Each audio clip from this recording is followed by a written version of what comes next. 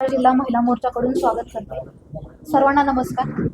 आजचा पत्रकार परिषदेचा विषय हा आहे की आज भारतीय जनता पक्ष महिला मोर्चाची कार्यकारिणी 2026 ची जाहीर केली आहे। ही कार्यकारिणी करत असताना आम्हाला महाराष्ट्राचे लाडके मुख्यमंत्री देवेंद्रजी फडणवीस साहेब तसेच महिला मोर्चाच्या प्रदेशाध्यक्षा आमदार चित्रताई वाघ यांच्या मार्गदर्शनानुसार ही कार्यकारिणी झालेली आहे। तसेच आजच्या कार्यकारिणीमध्ये आपल्या जिल्ह्यातील सर्वच मार्गदर्शक नेत्यांचे आपल्याला यामध्ये मार्गदर्शन लाभले। सातारा जिल्ह्याचे लोकप्रिय खासदार उदयनराजे भोसले साहेब, त्याच पद्धतीने बांधकाम मंत्री शिवेंद्रबाबा भोसले, तसेच राज्याचे ग्रामविकास मंत्री जयकुमार गोरेभाऊ, तसंच माढा लोकसभा मतदारसंघाचे माजी खासदार रणजितदादा नाईक निंबाळकर, तसेच भारतीय जनता पक्षाचे सातारा जिल्हाध्यक्ष, कराड दक्षिणचे लोकप्रिय आमदार अतुलबाबा भोसले, कराड उत्तरचे लोकप्रिय आमदार मनोजदादा घोरपडे, तसेच जिल्हा परिषदेच्या अध्यक्षा डॉक्टर प्रियाताई शिंदे, तसेच भारतीय जनता पक्षाचे प्रत्येक विधानसभेतले आदरणीय नेते यांच्या मार्गदर्शनानुसार आजची ही महिला मोर्चाची कार्यकारिणी जाहीर झाली। मी आज सरचिटणीस या नात्याने आजच्या कार्यकारिणीच्या अनुषंगाने आज हा विषय मांडत आहे। ते आदरणीय तेजस्विनीताई घोरपडे यांची सातारा जिल्हा महिला मोर्चा अध्यक्षपदी नियुक्ती होऊन आज 3 महिने पूर्ण होत आहेत आणि ह्या 3 महिन्यांमध्ये आज ताईंची जी नियुक्ती आहे ती प्रदेशवरून आदरणीय देवेंद्रजी फडणवीस साहेब तसेच आदरणीय चित्रताई वाघ यांच्या मार्गदर्शनानुसार ही नियुक्ती झाली। आज ताईंच्याबद्दल बोलायचं झालं तर कराड उत्तर विधानसभा मतदारसंघामध्ये आज 25,000 महिलांचं संघटन स्वाभिमानी महिला सखी मंचच्या माध्यमातून केलेलं आहे। या सखी मंचच्या माध्यमातून महिलांसाठी शिलाई मशीन वाटप असेल किंवा वॉटर प्युरिफायर असेल किंवा आटाचक्की असेल, असे महिलांसाठी मोफत वाटप करून त्याच पद्धतीने डिजिटल प्रशिक्षण असेल, महिलांसाठी आरोग्य तपासणी शिबिर असेल, ह्या सर्व कार्यक्रमांचं जे ताईंच्या माध्यमातून ह्या कराड उत्तर विधानसभेमध्ये जे काम झाले आणि ताईंच्या माध्यमातून जे 25,000 महिलांचं संघटन झाले, त्या संघटनेच्या बळावर त्या कार्याची दखल घेऊन आदरणीय प्रदेशाध्यक्ष चित्रताई वाघ यांनी ताईंची जिल्हाध्यक्षपदी नियुक्ती केली। ताईंच्या जिल्हाध्यक्षपदाच्या आता 3 महिन्याच्या कार्यकालामध्ये ताईंच्या नेतृत्वामध्ये महिला मोर्चाचे जागतिक योग दिन असेल, जागतिक पर्यावरण दिन असेल, तसेच महिला मोर्चाचा जनाक्रोश मोर्चा असेल, तो सातारा जिल्ह्याच्या इतिहासामधला सर्वात मोठा जनाक्रोश मोर्चा आज आपण देखील बघितलाय। ताईंचं सर्वात काम उत्कृष्टपणे चाललंय आणि ह्याचीच दखल घेऊन चित्रताई वाघ यांनी आपल्या ताईंच्या कार्याची दखल घेऊन युवती संमेलन हा कार्यक्रम आहे तो आज सातारा जिल्ह्याला दिला। सातारा जिल्ह्यामध्ये ह्या कार्यक्रमाचं यशस्वी आयोजन आम्ही 3 तारखेला केलं। त्यामुळं हा जो बहुमान आहे तो सातारा जिल्ह्याला मिळाला की ताईंच्या कार्याची दखल की प्रदेशने घेतलेली आहे। तर आजच्या महिला मोर्चाचा कार्यकारिणीचा जो विषय आहे तो ताई आपल्याला मांडतील। मी ताईंना विनंती करते की ताई आपण ह्या पत्रकार परिषदेला संबोधित करावं। सर्व पत्रकार बंधूंना माझा नमस्कार। आणि आज इथं सातारा जिल्ह्याची भारतीय जनता पार्टी महिला मोर्चाची जी काही कार्यकारिणी आम्ही जाहीर केली आणि त्याचा पदवितरण सोहळा थोड्याच वेळापूर्वी इथं पार पडला, ज्यामध्ये आमदार मनोजदादा घोरपडे यांची प्रमुख उपस्थिती आम्हाला लाभली। त्याशिवाय आपल्या भारतीय जनता पार्टीच्या महिला मोर्चा प्रदेश उपाध्यक्षा चित्रलेखा माने कदमताई, तसेच माजी जिल्हाध्यक्षा आत्ता वाईच्या पंचायत समिती सदस्य सुरभीताई भोसले, पाटणच्या सह्याद्री सखी मंचच्या अध्यक्षा ऐश्वर्याताई पाटणकर आणि आपल्या बाकीच्या पदाधिकारी भारतीय जनता पार्टीच्या पदाधिकारी यांच्या प्रमुख उपस्थितीमध्ये आम्ही हा कार्यक्रम पार पाडला। अतिशय चांगल्या पद्धतीचं सहकार्य हा कार्यक्रम घेत असताना मला जिल्ह्यातील सर्वच भारतीय जनता पार्टीचे नेते मंडळी, सर्वच मंत्री महोदय, आपले जिल्ह्याचे आदरणीय जिल्हाध्यक्ष अतुलबाबा भोसले, या सर्वांचंच अतिशय चांगलं सहकार्य मला या कार्यक्रमासाठी मिळालं आणि त्यांच्या सर्वांच्या मार्गदर्शनाखाली आणि त्यांच्या सर्वांच्या गायडन्सनुसार मी ही कार्यकारिणी आज जाहीर केलेली आहे। आणि समाजामधील सर्वच घटक, सामाजिक, राजकीय, त्याच पद्धतीनं शैक्षणिक, व्यावसायिक अशा बऱ्याचशा क्षेत्रामधल्या महिलांना मी या कार्यकारिणीमध्ये समाविष्ट करून घेण्याचा प्रयत्न केलेला आहे। विशेषतः जी जुनी कार्यकारिणी होती त्यांचंही मार्गदर्शन नव्या उमेदीच्या जे आत्ता पदाधिकारी नियुक्ती केली त्यांना मिळावं म्हणून दोन्हीचा समतोल साधत एक चांगल्या पद्धतीची भारतीय जनता पार्टी महिला मोर्चाची कार्यकारिणी तयार करण्याचं काम मी या माध्यमातून केलेलं आहे. आणि हे करत असताना मला आमच्या आदरणीय आमदार प्रदेशाध्यक्षा महिला मोर्चाच्या प्रदेशाध्यक्षा चित्राताई वाघ यांचं अतिशय चांगल्या पद्धतीचं मार्गदर्शन लाभलं. आणि या सर्वांच्या मार्गदर्शनाखाली सर्वांच्या सहकार्यानं मी हे पदनियुक्तीचा कार्यक्रम घेऊ शकले. आणि याच्यामध्ये आपण सगळेजण पाहता की आता भारतीय जनता पार्टी हा जगातीलच, भारतातील नाही तर संपूर्ण जगातील सर्वात मोठा पक्ष म्हणून उदयास आलेला आहे.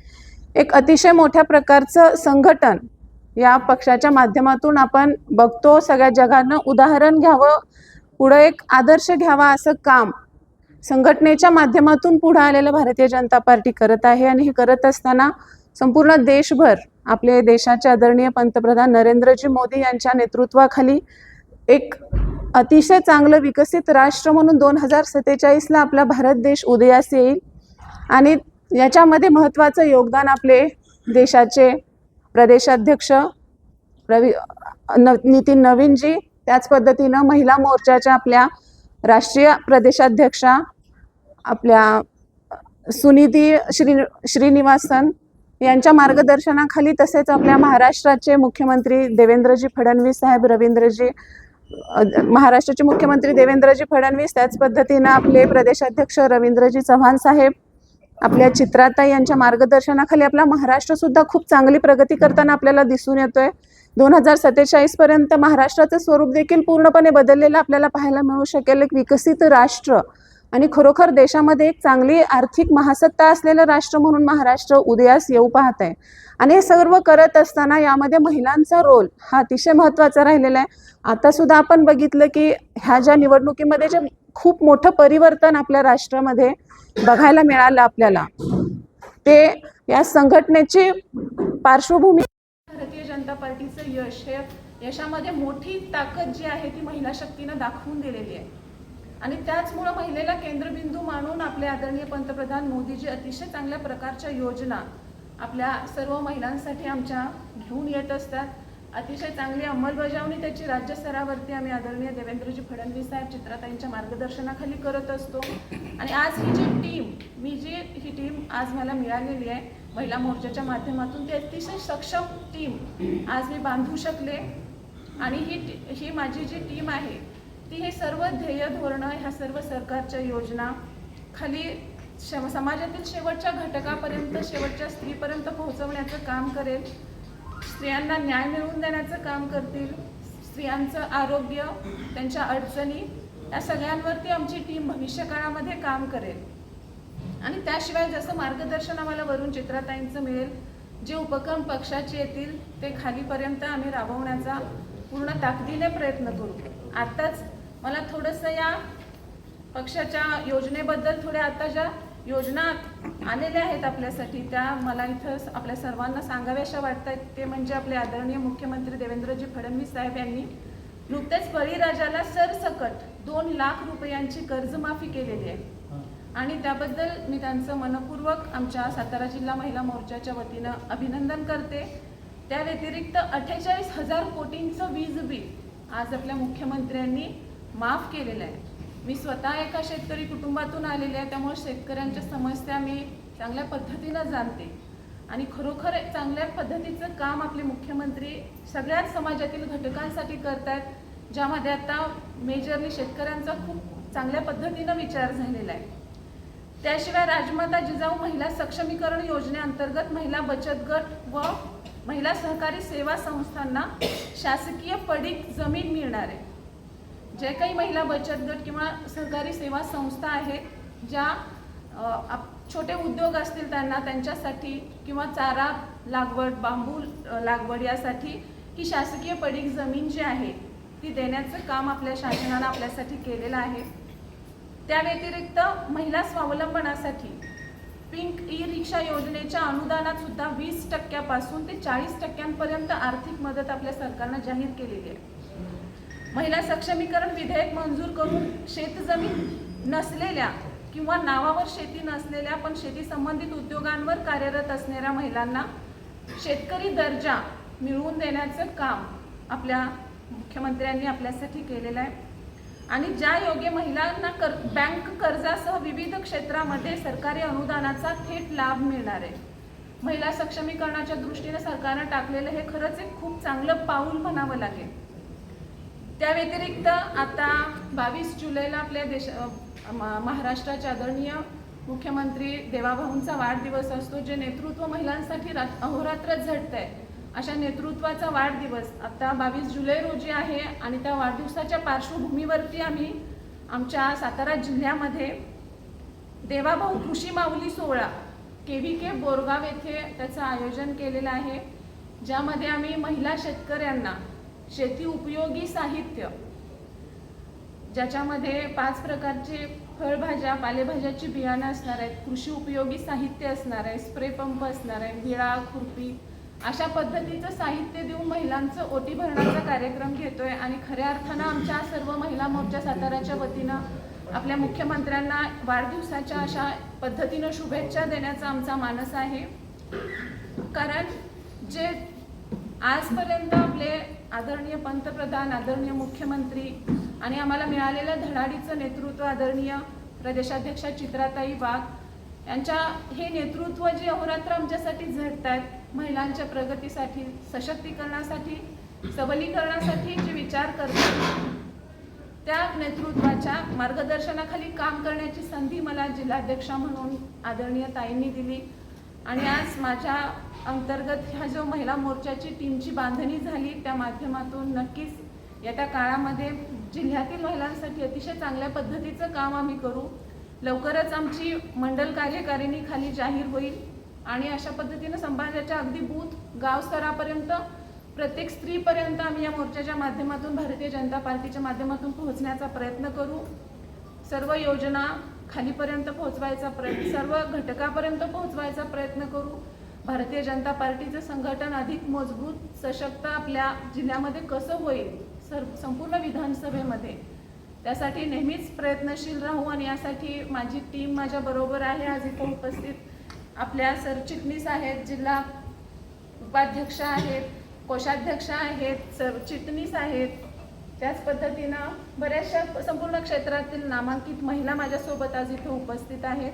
खूप चांगलं सहकार्य माझी टीम माझ्यासाठी करते. त्या सर्व टीमच्या जोरावरती चांगलं काम करण्याची संधी महिला मोर्चाला या माध्यमातून मिळालेली आहे आणि त्या संधीचं नक्कीच आम्ही सोनं करू, महिलांसाठी चांगल्या पद्धतीचं काम करू, एवढा विश्वास मी आपल्या सगळ्यांना या निमित्ताने देते. पुन्हा एकदा आपल्या सर्व पत्रकार बंधूंचे, कारण आमचे हे उपक्रम खऱ्या अर्थानं तळागाळापर्यंत पोहोचवण्यासाठी आपण सर्वजण नेहमीच प्रयत्नशील असता. आपल्या सगळ्यांचं सहकार्य लाभतं. पायलनं सांगितल्याप्रमाणे आत्तापर्यंत 3 महिन्याच्या कारकिर्दीमध्ये मी जे जे काही उपक्रम घेतले ते खऱ्या अर्थानं सगळ्यांपर्यंत पोहोचवण्याचं काम आपण सर्व प्रसारमाध्यमं ताकदीनं करत आहात. त्याबद्दल आपल्या सगळ्यांचं मनपूर्वक आभार मानते आणि थांबते. जय हिंद, जय महाराष्ट्र. महिलांचा समावेश होता तो कमी केलाय 92 लाख महाराष्ट्रात. सातारा जिल्ह्यात मला माहितीप्रमाणे 3 का 3.25 महिलांना नावं वगैरे झालेले आहेत. या महिलांसाठी काय करतात? केवायसी त्यांची असताना त्यांची नाव वगैरे शासनानं मुख्यमंत्री साहेबांनी सुरुवातीला जेव्हा योजना जाहीर केली तेव्हा सरसकट ती योजना सगळ्या महिलांसाठी जाहीर केली होती. पण नंतर काही निकष त्यांना लावण्यात आले आणि ज्या महिला त्या निकषामध्ये बसत नाहीत, ज्या अपात्र आहेत, आपण बघितलं की शासकीय योजना म्हणजे त्याचा गैरवापर सुद्धा केला जातो. या योजनेमध्ये बरेचसे असे पुरुष सुद्धा होते की ज्यांनी या योजनेचा बोगसपणे फायदा घेण्याचा प्रयत्न केला. त्यामुळे सरकारनं हे सर्व गैरप्रकार थांबवण्याच्या दृष्टीने आणि खरोखर ज्या महिलांना गरज आहे, खरोखर सक्षम ज्या महिला आर्थिकदृष्ट्या कमकुवत आहेत, त्या महिलांपर्यंत या योजनेचा लाभ पोहोचावा यासाठी जे काही निकष लावले, त्या निकषामध्ये ज्या महिला अपात्र झाल्या त्या महिलांचे लाभ आता काय तुम्ही म्हणताय सक्षम महिला, पण इतर घरकाम करणाऱ्या अधिक असणाऱ्या महिलांच्या तुम्ही केवायसी असताना तुम्ही बंद केले. 2 महिने झाले तुम्हाला भाजपला मतदान करून तुम्ही बंद केले. कशाला मतदान करायचं? सगळ्या महिलांनी मतदान केलेले आहे. आता आमदार हा पत्र ठरवणार अशी मागणी करणार. आता परवा मोर्चा काढणार आहे काँग्रेस. एक मला एक सांगावंसं वाटतंय की ही योजना जी चालू केली ती मतदानाच्या दृष्टीने केलीच नव्हती. महिलांना खरोखर सपोर्ट व्हावा, ज्या महिला आर्थिक कमकुवत स्तरामधून आलेल्या आहेत त्या महिलांना मदत व्हावी म्हणून ही योजना सुरू केली होती आणि ज्या निकषामध्ये खरोखर बसत नाहीयेत त्याच महिलांचा लाभ बंद करण्यात आलेला आहे. ज्या निकषामध्ये बसतायत त्या महिलांचे लाभ, त्या महिलांना गडबड का केली? गडबड का केली होती? म्हणजे इलेक्शनला लगेच योजना का राबवली गेली? तुम्ही म्हणताय बरोबर आहे. तुम्ही सांगा ना, पूल कोसळले, ते रस्त्यात खड्डे पडले, त्याच्याबद्दल मी शेवटी महिलांना त्रास होतो ना जास्त, महागाई आहे, त्याच्याबद्दल मी तुम्ही काय करणार हा प्रश्न आहे माझा. तुम्हीच आहे आमची माता भगिनी बी, म्हणजे आता माझ्या बहिणीने मत दिले, तिला मी सांगितले की तू काय करणार आता महागाईबाबत. आता 3,000 रुपये यामध्ये मिळाला असतं तर ती परीक्षा पोराला शाळेत भरला असतं, पण आता तुम्ही बंदच केले. कसं करायचं? बंद केलं याचा अर्थ त्या महिला सक्षम असणार आहेत. शासन फॉर्च्युनर मध्ये फिरतात अहो एसटी वेळेवर नाही तर वडाप जाते. तुम्ही पंचायत सक्षम आहे. त्यांनी थोडंसं त्याचा हे केलं पाहिजे, निकष काय आहेत ते अभ्यासलं पाहिजे आणि खरोखर जर त्या पात्र महिला असतील तर त्यांचे तशी उदाहरण आहेत.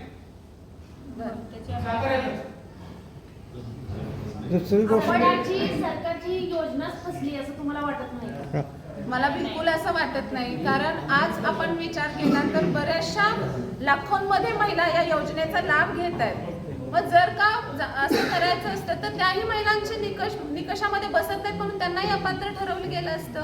निवडणुकीच्या तोंडावर फक्त मतं मिळवण्यासाठी गडबड करून त्यात निकष हे करून ही योजना मला असं बिलकुल वाटत नाही, कारण मी जिल्हाध्यक्ष होऊन 3 महिने झाले आणि या 3 महिन्याच्या कालखंडामध्ये मी रोज बघते की देवेंद्र फडणवीस साहेबांच्या टीमच्या ग्रुपला मी अटॅच जॉईन झालेली आहे. मुख्यमंत्री साहेबांची रोज एक योजना समाजातील प्रत्येक घटकासाठी येते. कधी युवकांसाठी असते, कधी शेतकऱ्यांसाठी असते, कधी महिलांसाठी असते, कधी वृद्धांसाठी असते, कधी बाकी डेव्हलपमेंटल कामं असतात. रोज नवीन नवीन अपडेट्स मला त्यावरती येत राहतात. त्यामुळे मी असं बिलकुल म्हणणार नाही की हे निवडणूक पुढे ठेवून ही योजना जाहीर केली, कारण हे रोज एखादी नवीन योजना मी जशी झाली जिल्हाध्यक्षा तशी पाहतेय, रोज नवीन योजना आलेली मी बघतेय. त्यामुळे तशाच पद्धतीनं तीही योजना तेव्हा आणली गेली होती. मला बिलकुल असं वाटत नाही की निवडणुकीच्या राजकारणापुरतं लाडकी बहीणचा वापर करण्यात आलेला आहे. लाडकी बहीण योजना ही जशा बाकी योजना आहेत त्याच पद्धतीतली एक योजना आहे जी महिलांसाठी खरोखर चांगल्या हेतूने सरकारने आपल्याला दिलेली आहे. मॅडम, तुम्हाला महिला बालविकासला तुम्ही जाऊन जरा चौकशी केली ना तर लक्षात येईल की रोज किती महिलांना जाऊन तिथं स्वतःचं घराणं मांडावं लागतंय. त्यांच्या जवळजवळ फेब्रुवारी महिन्यापासून त्यांचे पैसे बंद आहेत आणि अशी कारणं दिली जातात जी कारणं ऐकून सुद्धा हसू येईल. 2 अधिकारी तिथे बसलेले असतात, चेक करायला सांगितलं तो अधिकारी मोबाईलवर असतो आणि त्या लॅपटॉपला बघत सुद्धा नाही. ती बिचारी आमच्या पाटणसारख्या भागातून आली तर ती जाणार केव्हा मागाली? फेब्रुवारी महिन्यापासून पैसे बंद आहेत तिचे. त्रास होतोय ना. तुम्ही कधी त्या ग्राउंडवर गेलाय का? पाहिले का महिलांना त्रास होतोय? तुम्हाला पद मिळून 3 महिने झाले, तुम्ही ग्राउंडचा रिपोर्ट केला का? मी पद मिळण्याच्या अगोदर सुद्धा महिलांमध्ये काम करते. माझी स्वाभिमानीची टीम आहे जी खरोखर महिलांमध्ये कायम ऍक्टिव्ह असते, सक्रिय. आम्ही स्वतः कितीतरी महिलांच्या KYC करून दिलेत, ज्यांचे हप्ते थांबलेत त्यांचे हप्ते आम्ही सुरू करून दिलेत. पण ही माझी टीम फक्त कराड उत्तर मतदारसंघापुरती काम करत होती आणि ही जी टीम आहे त्यांनी खरोखर हे निकषामध्ये पात्र महिलांना मी स्वतः माझ्या टीमच्या माध्यमातून ह्याचे लाभ मिळवून दिलेले आहेत. मॅडम, एक थांबवतो तुम्हाला की तुम्ही सांगितलं नवीन योजना येतात, पण जनतेला महाराष्ट्रातल्या आता पण असाच अनुभवला, त्याच्यामध्ये शेतकरी सुद्धा आहेत की त्या योजना फक्त या मीडियाच्या समोर आहेत किंवा कागदोपत्र आहेत. आता तुम्ही पंढरपूरला गेला असेल तर एवढा कोट्यावधीचा खर्च मुख्यमंत्र्यांनी फोटो लावून केला आहे. कुठल्या शेतकऱ्याला जिल्ह्यातल्या कर्जमाफीचा आता एक साधा कागदसुद्धा आला किंवा माफी झाली? खरीपाचा हंगाम निम्मा संपत आला मॅडम, हे कधी देणार आहेत मग? सरसकट कर्जमाफीची घोषणा आता अधिवेशनामध्ये झालेली आहे. मॅडम, आधी घोषणांच्या अजेंडामध्ये, निवडणुकीच्या अजेंडामध्ये होतं ते. आता किती वर्ष झाली, सरकार अजून संपायला थोडा कालावधी निम्मा झाला आता. मग हे कधी देणार आहे शेतकऱ्यांना? का तोंडाला पाणी पोसायचं, फक्त मीडियावरच्या समोर रोज यायचं? या ठिकाणी मी एक मुद्दा ऍड करते की हा जो विरोधाभास आहे तो विरोधी पक्षांनी तयार केलेला आहे. जे विरोधी पक्ष आहेत तो हा विरोधाभास तयार करतात. आता जो मुद्दा येतोय की लाडकी बहीण योजनेचा, ते म्हणतात की निवडणूक आली म्हणून तुम्ही लाडकी बहीण योजना दिली. आज कुठली निवडणूक आहे मला सांगा की ज्या निवडणूक डोळ्यासमोर ठेवून देवाभाऊंनी आज आमची कर्जमाफी योजना केली? कुठलीही निवडणूक डोळ्यासमोर नसताना आज शेतकऱ्यांना मोठ्या प्रमाणात कर्जमाफी दिली. आज महाराष्ट्र राज्याचे कृषी मंत्री आदरणीय भरणे मामा त्यांनी देखील सांगितलं की 30 तारखेपर्यंत आपण कसल्याही परिस्थितीत शेतकऱ्यांना कर्जमुक्ती देतोय. आज 2 लाखापर्यंत शेतकऱ्यांचं कर्जमाफ होत आहे. त्याच पद्धतीनं आज जी काही 48,000 कोटींची वीज बिल आहे ती संपूर्ण राज्यामधलं सर्वात मोठं वीज बिल माफी आहे ती आज आपले देवाभाऊ करतात. मग हे जे निर्णय आहेत ते तुम्ही सुद्धा आज सामान्यांपर्यंत पोहोचवावे. हे जे मुद्दे आहेत ते विरोधी पक्षांनी विरोधाभास म्हणून निर्माण केलेले आहेत. मॅडम तुम्ही बरोबर ऐका, थांबवतो तुम्हाला. तुम्ही सांगताय कर्जमाफीचं तुमच्या भरणे मामांनी किती वेळा सांगितलं? आता पण 4 वेळा.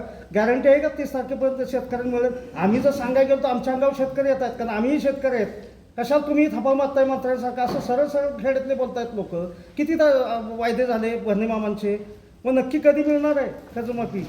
आज DCC बँक ज्या आहेत प्रत्येक जिल्ह्यामधल्या त्यांनी आपल्या सगळ्या शेतकऱ्यांकडून सोसायटीमधून डेटा कलेक्ट केलेला आहे. त्याच्यामध्ये थोडा कालावधी दिला असेल, पण आज महाराष्ट्राचे मुख्यमंत्री, दोन्ही उपमुख्यमंत्री यांनी आपल्याला डेडलाईन दिली की 30 तारखेपर्यंत आम्हाला कर्जमाफी मिळेल. आज महाराष्ट्रातली सर्वात मोठी कर्जमाफी आज महाराष्ट्रामध्ये देवाभाऊंनी दिली आहे. त्यामुळे मला नक्कीच विश्वास आहे भारतीय जनता पक्षावर आणि आमच्या नेतृत्वावर की आम्हाला 30 तारखेपर्यंत नक्कीच कर्जमाफी दिली जाईल. आणि त्याच पद्धतीनं त्यांनी महिला शेतकऱ्यांना पण आम्हाला शेतकरीचा दर्जा दिला आहे. आज ज्या महिला शेतामध्ये राबत होत्या, त्या शेतमजूर म्हणून राबत होत्या, आज त्याच महिलांना महिला शेतकरी दर्जा देऊन त्यांनी महिलांचाही सन्मान केला. तुम्ही शेतकरी महिलाचा विषय काढला. जिल्ह्यातल्या किती महिलांच्या नावावर शेतजमीन आहे किंवा सातबारा आहे याची तुम्ही माहिती घेतली का?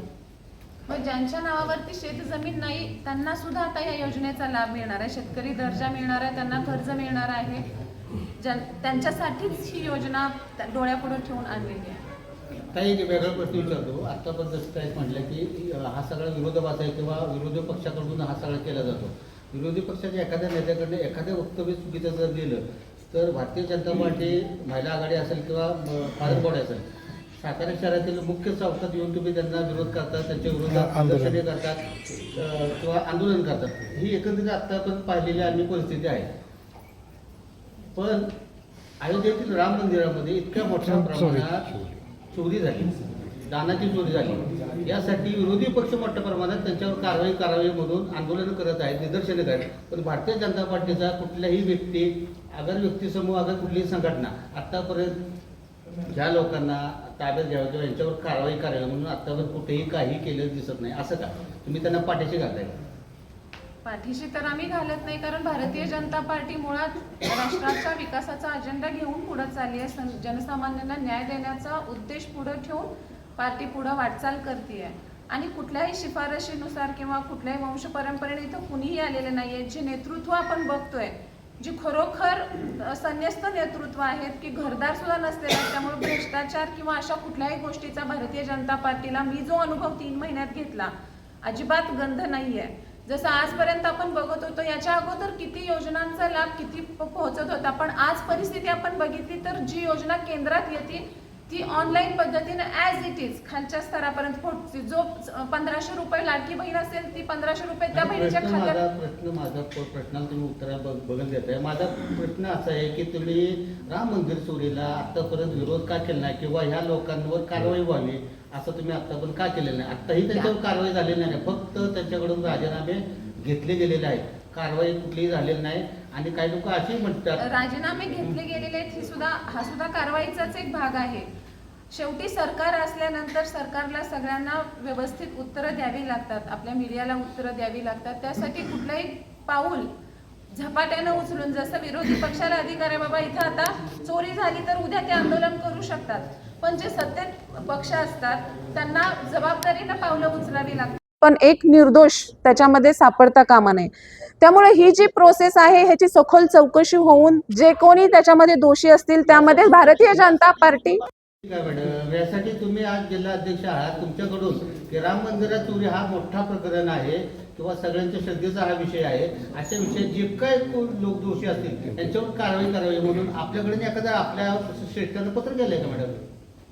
ऍक्च्युअली आता मी बघतेय तर त्या लेवलवरती नाही, आपलं कर्तव्य आहे का नाही मॅडम की माझ्या आराध्याच्या देवा मंदिरामध्ये जर चोरी होत असेल तर माझंही काम आहे. चोरी कोण का असं मला काही देणं नाही, फक्त त्याच्यावर कारवाई व्हावी ही आमच्या सगळ्या महिला मोर्चाची मागणी आहे. असं एखादं पत्र जिल्ह्यात जायला पाहिजे होतं, गेलं का?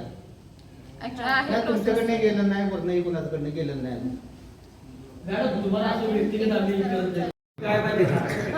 एक शेवटचा प्रश्न. आमचा एक प्रश्न आहे की आता नवीन तुम्ही महिला जिल्हाध्यक्ष झाल्या आहात, तर जिल्ह्यातल्या महिलांसाठी तुमच्या डोक्यात काय नवीन काय हे आहेत का? पण स्वतःच्या आरोग्याकडे महिलांचं नेहमीच दुर्लक्ष होत असतं. आज मीही एक महिला आहे, सगळ्या जबाबदाऱ्या सांभाळून स्वतःकडे पाहणं महिलांना शक्य नसतं. आणि त्याचमुळं थोडंसं एक अजेंडा मी डोक्यात असा घेऊन चालली आहे की बाबा सर्व आपल्या जिल्ह्यामधील महिलांसाठी एक आरोग्य शिबिरांचं आयोजन करावं की जेणेकरून मिनिमम लेवलवरती एखादा डिसीज महिलांमध्ये असेल तर तो तात्काळ त्याचं डिटेक्शन व्हावं. एक अनिमिया मुक्त आपला सातारा जिल्हा करायचं एक माझ्या डोक्यामध्ये महिलांसाठी योजना आहे. आज आपण बघितलं तर महिलांमध्ये अनिमियाचं प्रमाण खूप जास्त आहे.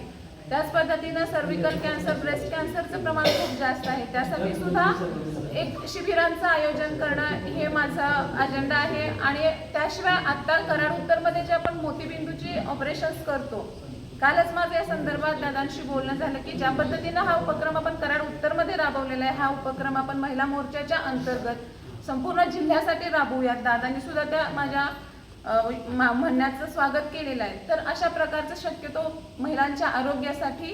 त्याच पद्धतीनं आता बचत गट, मी आता सगळं सांगितलंच तुम्हाला की शासन सगळ्या पावलांवरती महिलांसाठी सक्षम आहे. आणि हे आपण बघतोय, कारण आपण सरस यात्रा जर मुंबईतली बघितली तर 10 वर्षापूर्वी जिथं तेव्हा सुरू करताना जो मनामध्ये खेद होता की आपण हे चालू करतोय पण ह्याला रिस्पॉन्स किती मिळेल, पण आज आपण बघितलं तर कोट्यवधींची उलाढाल तिथं होतीये. त्यामुळं महिलांना बचत गटाच्या माध्यमातून, महिला सहकारी सेवांच्या माध्यमातून सक्षम करण्याचं जे सरकारचं धोरण होतं ते खऱ्या अर्थानं यशस्वी होताना आपल्याला पाहायला मिळतंय. सक्षमीकरणासाठी सरकार वेगवेगळ्या योजना आणते. महिला सक्षमीकरण हे भारतीय जनता पार्टीचं खरोखर एक मोठा अजेंडा आहे. आणि त्या पावलावर पाऊल ठेवून आमची सुद्धा वाटचाल चालू आहे. जे काही सरकार आपल्यासाठी देऊ करते ते खाली महिलांपर्यंत मी नक्की माझ्या या महिला मोर्चाच्या माध्यमातून पोहोचवण्याचा प्रयत्न करेन. आणि शिवाय बेसिकली महिलांच्या आरोग्यासाठी चांगलं काम जिल्हाभरामध्ये करण्यासाठी मी भविष्यामध्ये काम करेन. ह्याच्याबद्दल तुमची नक्की काय भूमिका? नसरापूरचं जे प्रकरण आता फास्ट ट्रॅक कोर्टामध्ये चालवून निकाली काढलं, त्याच पार्श्वभूमीवरती परवाच माझं बोलणं झालं की आपण एक निवेदन देऊयात की फास्ट ट्रॅक कोर्टामध्ये लवकरात लवकर सासपडेचा सुद्धा निकाल कशा पद्धतीनं लागेल यासाठी मी जिल्हाधिकाऱ्यांना आतापर्यंत फास्ट ट्रॅक वरती चालवण्यासाठी तुम्ही निवेदन आतापर्यंत तुमच्या माध्यमाकडून निवेदन दिलेलं नाही. या विषयावरती प्रोसेस पूर्ण झाली, सरकारकडून गायडलाईनची नियुक्ती झालेली आहे. फास्ट ट्रॅक वर 4 मोर्चे काढतात, दरम्यान पावसात काढतात, त्यांची प्रश्न तुम्ही मागे लागला त्याच्या संदर्भात तुम्ही काय करणार? ॲक्च्युअल हा विषय बऱ्याच दिवसांपासून पेंडिंग आहे. अंगणवाडी सेविका, आशा सेविका यांच्या नेहमी मी कॉन्टॅक्टमध्ये असते. परवा पण ओगलेवाडीला हा विषय झाला की जिल्हाभरांमध्ये अंगणवाडी सेविकांसाठी ताई तुम्ही काम करा म्हणून त्यांच्यातून मागणी आलेली. भविष्यामध्ये नक्कीच त्यांचा विषय जो काही आहे प्रत्येक विभाग वाईज मी त्यांची मीटिंग घेऊन त्यांच्या समस्या जाणून घेऊन त्या वरिष्ठांपर्यंत पोहोचून त्याच्यावरती कसा मार्ग काढता येईल यासाठी प्रयत्न करेन. कारण खरोखर जे पायाभरणीचं काम असतं, लहान बालकाला आकार देण्याचं काम असतं, त्याच्या आरोग्याचं काम असतं, अतिशय लोड घेऊन ह्या अंगणवाडी सेविका करत असतात. आणि त्यामुळे भविष्यामध्ये त्यांना न्याय देण्यासाठी माझ्या परीनं जे काही प्रयत्न मला करता येतील ते मी नक्की करेन. आमच्या चित्राताईंशी भेटून घेईन, त्यांच्या कानावरती या समस्या घालून. परवा सुद्धा आशा सेविकांच्या बाबतीत त्यांनी खूप चांगलं अधिवेशनामध्ये मुद्दा मांडला की आशा सेविकांचं मानधन थकलं होतं, ते मानधन त्यांनी मार्गी लावण्याचं सांगितलं. त्या पद्धतीनं मानधनामध्ये वाढ व्हावी, त्यांना अजून सोयी सुविधा मिळाव्यात. हे मुद्दे आम्ही मोर्चाच्या माध्यमातून नेहमी मांडत असतो. त्याच्यावरती काम चालू असतं. ते मंजूर होऊन खाली त्याचं अंमलबजावणी होईपर्यंत थोडा वेळ जातो. पण तुम्ही म्हणता तसं अंगणवाडी सेविकांचा मुद्दा सुद्धा भविष्य काळामध्ये मी नक्कीच वरिष्ठांपर्यंत पोहोचवेन आणि माझ्या परीनं त्याच्यावरती तोडगा काढण्याचा प्रयत्न करेन. कारण बऱ्याच अंगणवाडी सेविका सुपरवायझर सुद्धा पर्यवेक्षिका सुद्धा येऊन भेटतात. बऱ्याच अडचणी याच्यामध्ये महिलांना येत आहेत, अशा सेविकांना येत आहेत, त्या सुद्धा नक्कीच मी सोडवण्याचा प्रयत्न करेन.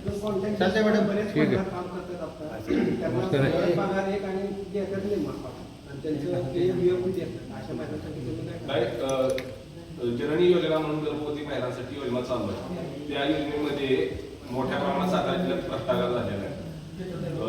डिलिव्हरी व्हायच्या अगोदर सगळं त्यांना पैसे वगैरे द्यायचे असतात किंवा नंतर पण द्यायचे असतात. वर्ष झालं तरी अजून त्यांना पैसे दिलेले नाहीयेत आणि त्यात सगळ्यात मोठा भ्रष्टाचार झालेला आहे. त्यासाठी काय करणार